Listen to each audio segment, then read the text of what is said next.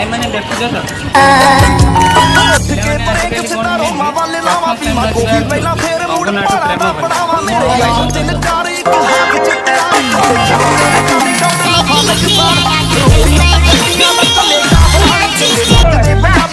कोई मुकाबला नहीं कहते लगते पंजाबी नाला कोई मुकाबला लगते पंजाबी नाला कोई मुकाबला एक फोन उत्ते हल जोर जोर से बोल के लोगों को स्कीमें बना बोलते आया भी तो आया बंदा बोले सब जानदा मैं कौन किसे की आकी दे कले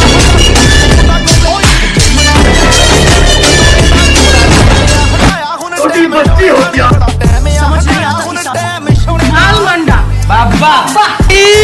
मारो मुझे मारो मारो मुझे मारो मारो नहीं ये मजाक हो रहा है एक सेकंड यार मजाक तू पढ़े बोला ना